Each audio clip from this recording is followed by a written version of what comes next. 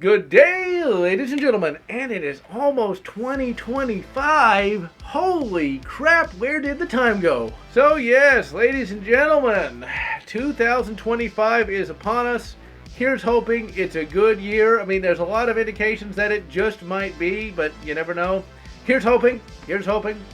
Now, in terms of content on the YouTube channel, it most assuredly will be good. So, as of 2025, we're going to have a re-review of Turok 2, re-review of AVP Extinction, re-review of Aliens Infestation, all that classic stuff. We're going to do it right, and it's going to be even better than it was before.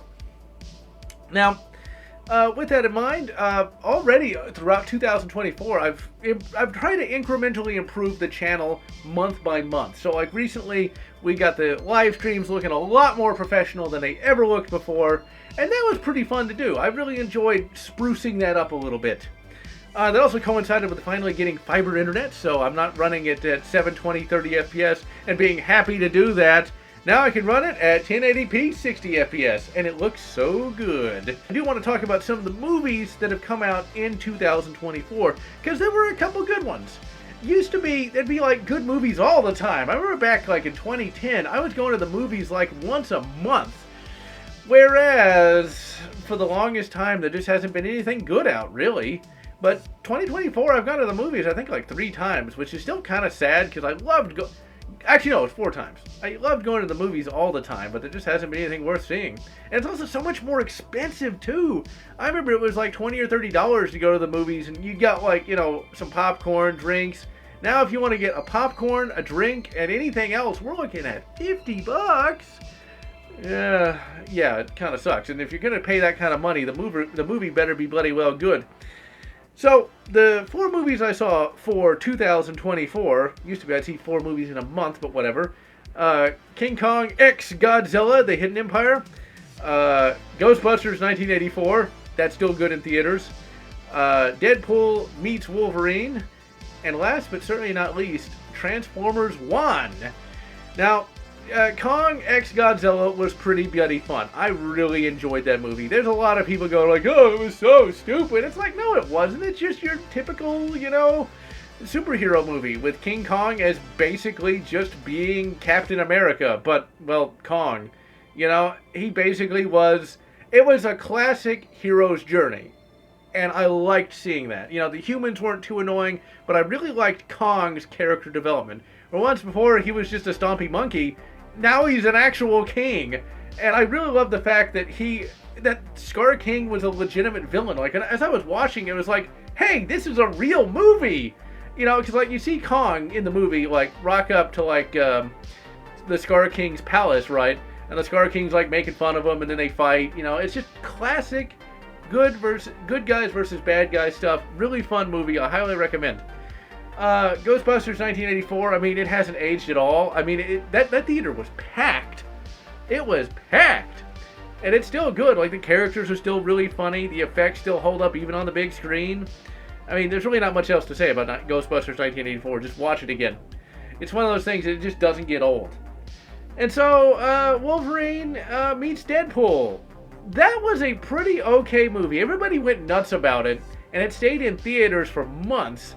And it was alright. I don't really like Ryan Reynolds. I find him pretty annoying. But the Hugh Jackman stuff was great. I mean, I honestly would have liked to have seen just a solo Wolverine movie with that level of writing. And the effects were good enough. He finally put his mask on. It's just, I really didn't like... I don't like Ryan Reynolds, and I'm not a fan of Deadpool. I like the Deadpool game, but I never really liked Deadpool as a character. He's just kind of annoying, and he kind of ruins the drama here and there. When Deadpool isn't doing the, you know, so quirky, it's pretty good. But he does so quirky all the time that it gets annoying. Still, though, it's a movie worth watching, and we finally got Gambit! We finally got a real Gambit after all these years. Now, if only we could get a real Cyclops. But that's probably just a fevered dream of a madman. And so, Transformers 1. So, Transformers 1 is the origin story of Optimus Prime and Megatron. And it is extremely well written. It's got great voice acting. It's got great characters. It was a fun movie from start to finish. I've watched it like 3 or 4 times. And I don't normally do that with a modern movie. It's a story. A good one. Whatever next. I'm so surprised that such a thing could be made in this day and age. And of course it didn't sell anything, but whatever. I'm not surprised. But that movie single-handedly got me back into Transformers. Like, I started rewatching the G1 show, started watching a little bit of Transformers Armada. In fact, it inspired me to do a Transformers month in 2025, where I'm going to review the Transformers Armada game, War for Cybertron. I'm going to do a TV guide where I talk about the different Transformers shows, and I'm also going to do a retrospective on the IDW Transformers comic. The IDW Transformers comic is a darker reimagining of Transformers, but it still has a lot of fun moments. Still got a lot of cool robot battles. Optimus Prime is still kick-ass. He shows up in his G1 finery, all that good stuff. Now, what you will hear is, oh, did it go woke? Did it? Did it? It's from the early 2000s, so it probably isn't. Now, IDW is most assuredly woke today, but back then, not so much. So what you will hear the talking heads say, and what people have appropriated from those talking heads, is this. The IDW run of Transformers was woke because they made the female Transformer, RC, into a person of, shall we say, unconventional gender.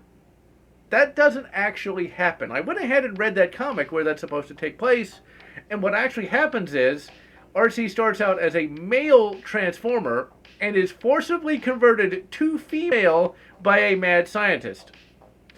Not exactly woke. In fact, I'm sure if Twitter knew about that comic, they would want it banned and the artist and writer arrested and imprisoned.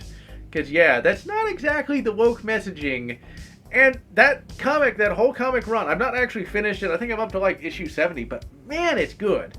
It's good. It's not too dark, but it has a lot of... It's not too dark, but it has some bite to it. It's not gotten to the point of being edgy. So if you want a good Transformers series, I highly recommend reading that. Don't believe the talking heads, because they're just talking out of their ass yet again. That's something I've noticed a lot on modern day YouTube, is people just talking out of their ass, because they haven't seen, read, or played whatever it is they're talking about. Now, they're not always wrong. Dragon Age Veilguard looks like utter shit. I have no interest in playing it. I didn't like Dragon Age Inquisition. I hated Dragon Age 2. So any more Dragon Age, I'm sure, is just worse. But sometimes they will go nuts about stuff that either doesn't happen or is not even as bad as the stuff they're talking about. A good case in point is the Buzz Lightyear movie from a few years ago. That movie is terrible, but not for the reasons that they say. They being, you know, the typical usual suspects with those really lurid thumbnails. That movie is called Woke, and I'm not sure it really is, but it's still terrible. What they'll talk about is a certain kiss, but that kiss takes place in the first 20 minutes of the movie and is promptly forgotten when Buzz Lightyear is turned into his own villain. Yes, they did that. They're trying to destroy the heroic character of Buzz Lightyear by turning him into a villain. So what happens in Lightyear, because I actually did sit through it, is at the end of the movie, it's revealed that Emperor Zurg is actually an evil version of Buzz Lightyear. Yes, they're trying to destroy heroes. There is no doubt about that. Just look at what happened to Luke Skywalker. But is it a bad movie because of a kiss in the first 20 minutes of the movie? No, it's a bad movie because they're trying to destroy heroes. And they, of course, are the usual suspects.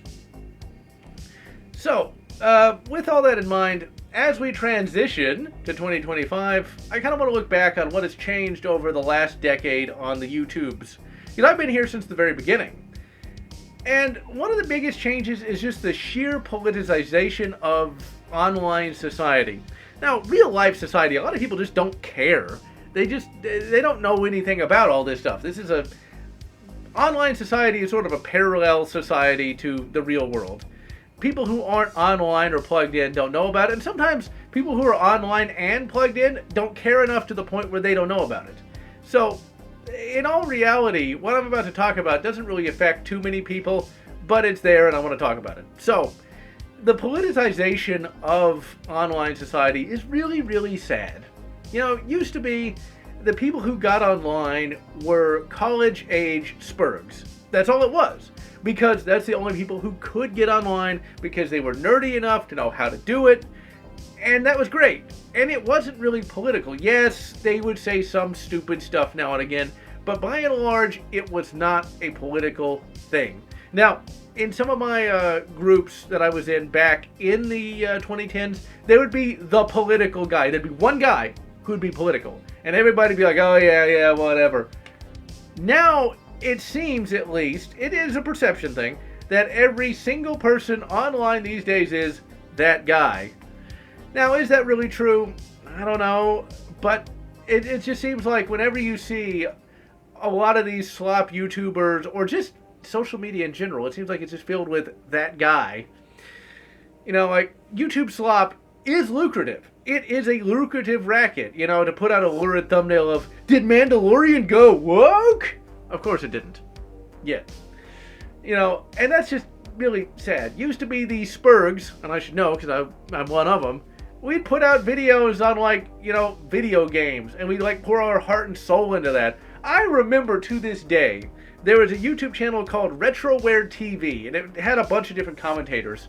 I actually tried to get on RetroWare TV, and for some reason they showed my Metroid Fusion video. That's a perfectly fine video. I was very impressed by myself when I did my first ever green screen thing, but unfortunately, Metroid fans are bloody nuts, ladies and gentlemen.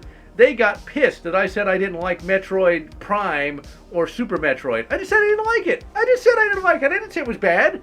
But man, I got roasted in the comments because I said I liked Metroid Fusion better than all those.